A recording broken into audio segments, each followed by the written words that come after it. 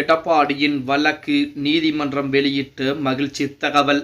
நண்பர்களிடம் அதிமுக தொண்டர்களாக இருந்தீங்க அப்படின்னா மறக்காம நம்ம சேனலை சப்ஸ்கிரைப் பண்ணிட்டு இந்த வீடியோக்கு ஒரு லைக் பண்ணிருங்க. அனைத்திந்திய அண்ணா திராவிட முன்னேற்ற கழகத்துடைய பொதுச்செயலாளர் எடப்பாடி பழனிசாமி என்றைக்கு தேர்ந்தெடுக்கப்பட்டாரோ அன்றையிலிருந்து பார்த்தீங்க அப்படின்னா எடப்பாடி பழனிசாமியின் மீது பல்வேறு வழக்குகள் என்பது தொடுக்கப்படுகிறது.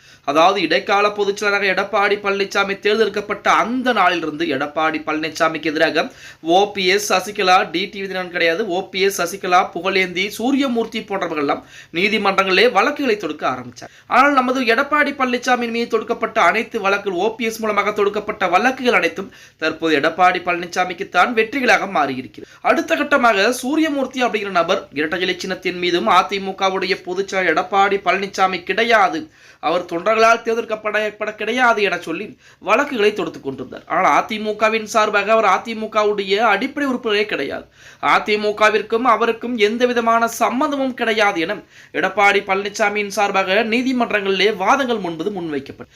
இப்படிப்பட்ட ஒரு சூழலில் அதிமுகவுடைய பொதுச்செயலாளர் எடப்பாடி பழனிசாமி கிடையாது, அவர் சரியான முறையிலே தேர்ந்தெடுக்கப்படவில்லை என சென்னை உரிமையல் நீதிமன்றத்திலே வழக்கு தொடுக்கிறார் சூரியமூர்த்தி அவர்கள். அந்த வழக்கை விசாரணை செய்த உரிமையல் நீதிமன்றம் அந்த வழக்கை தள்ளுபடி செய்ய ஆரம்பிக்கிறாங்க. உடனே அதை எதிர்த்து சென்னை உயர்நீதிமன்றம் போகிறார். சென்னை உயர்நீதிமன்றமும் அந்த வழக்கை தள்ளுபடி செய்கிறது. அடுத்தபடியாக உச்சநீதிமன்றம் செல்கிறார் நமது சூரியமூர்த்தி அவர்கள். உச்சநீதிமன்றத்திலே எடப்பாடி பழனிசாமி பொதுச்செயலாளராக அங்கீகாரம் செய்யக்கூடாது, எடப்பாடி பழனிசாமி பொதுச்செயலாளராக அங்கீகாரம் செய்யப்பட்டதை ரத்து செய்ய வேண்டும் என சூரியமூர்த்தி மேல்முறையீடு செய்கிறார் உச்சநீதிமன்றத்தில்.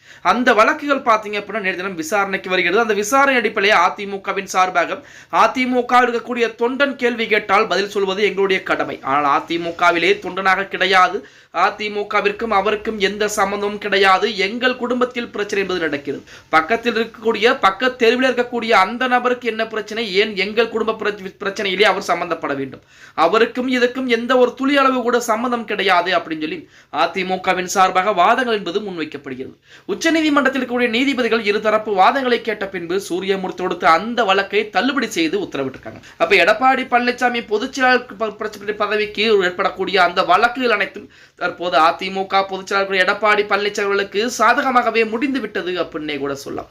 சூரியமூர்த்தியின் வழக்குகள் தான் மிகப்பெரிய ஒரு பின்னடைவை கொடுத்துக் கொண்டது. அந்த சூரியமூர்த்தி கொடுக்கக்கூடிய அந்த வழக்குகளையும் உச்சநீதிமன்றமே தள்ளுபடி செய்திருப்பது அதிமுக இருக்கக்கூடிய எடப்பாடி பழனிசாமிக்கு மட்டுமல்ல, அதிமுகவிற்கு மிகப்பெரிய மகிழ்ச்சிகளாகத்தான் இருந்து கொண்டிருக்கிறது அப்படின்னே கூட சொல்லலாம். அனைத்திந்திய அண்ணா திராவிட முன்னேற்ற கழகத்துடைய பொதுச்செயலாளராக எடப்பாடி பழனிசாமி அவர்களுக்கு கூடிய அந்த வேளையிலே பொதுச்செயலாளர் பதவிகள் என்பது கிடையாது அப்படின்னு சொல்லி சூரியமூர்த்தி போன்றவர்களால் வழக்குகள் தொடுத்து அதிமுகவை முடக்க நினைத்து பார்த்தார்கள். ஆனால் அதிமுகவை இவர்கள் மட்டுமல்ல, இன்னும் எத்தனை ஆயிரம் பேர் வந்தாலும் அதிமுகவை முடக்க முடியாது அப்படிங்கிறதுக்கு ஒரு சான்றாகத்தான் நேற்று தினம் கொடுக்கப்பட்ட அந்த தீர்ப்புகள் என்பது இருக்கிறது அப்படின்னே கூட சொல்லலாம்.